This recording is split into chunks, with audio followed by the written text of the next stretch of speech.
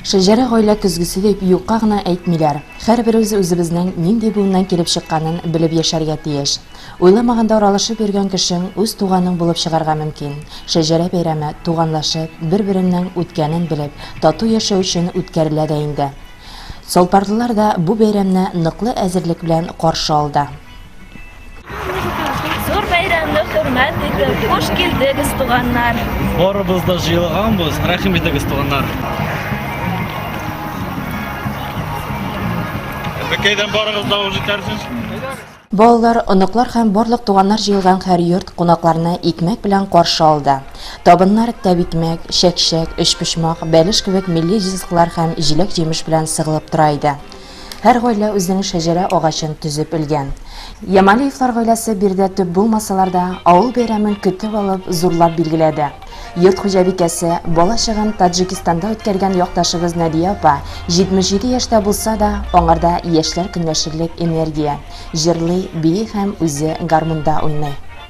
Таджикистанда яшәдек 43 ел. 6 бала үстердек. Шушылай мына олы кызыбыз Гаймырдагы кийгә чыкты да, аны жәлләп, шушында кайттык инде. Мөхәммәтов председатель урбасында Таймырзада шушы безгә шушы өйне бирде дә, без шушыны ремонтлап кирип әлгә хәдәр мына 19 ел хәзер кайтканыбызга.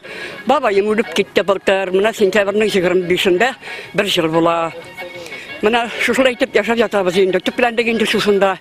Балаларыбыз төрлесе төрле җайда инде. Бу олы кызыбыз гына шушында безнең белән.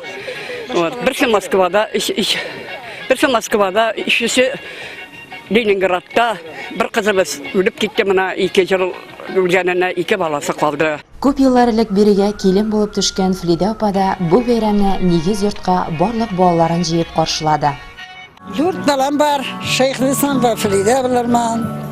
3 malayım var, bir kızım var. Allah'a şükür, isenler.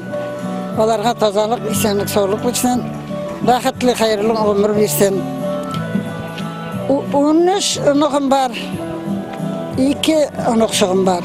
Авыл халкы пылау һәм башка тәмтем белән сыйланганнан соң җырлы-мулы концерт карады. Тумырҗа авыл хакимияте башлыгы Наил Баянов, район советы рәисе Назык Госманов һәм район хакимияте башлыгы урынбасары Рамил Хәсәнов авыл халкын тәбрик итеп, бәйрәмгә карата үз фикерләрен белдерде. Bütünüzde de rayon hükümeti başlığı isminden şu bayramınız bile kutlayayım. Bayramınız күңелле, mübarek olsun. Бәйрәмгә чыгышы белән шушы авылдан булган күренекле язучы, 6000 шигырь, 7 пьеса һәм 100дән артык хикәя авторы Венер Фәттахов та килгән иде. Ул халыкка үзенең туган авыл турында язган шигырьләрен укып ишеттерде. Дүртиле Уфа юлында агачларга күмелеп, Салпар дигән авыл яшел чәчәкләргә төренеп, җиләкләрнең иң татлысы югары имәнлектә, Салпарлылар яшәп ята, саулыкта, исәнлектә.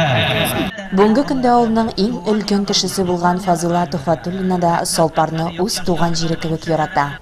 Фазыла Зариф кызы инде 91 яшен тутыруына карамастан бер үзе тормыш кичерә.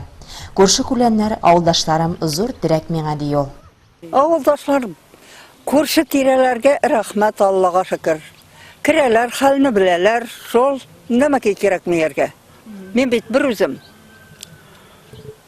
Halini bilip duralar. Бәлки шушы авылның тынычлыгы, саф һавасы, халкының тату һәм бердәмлеге олы яшьтә дә дәрт-дарман белән яшәүнең сәбәбе булып торадыр.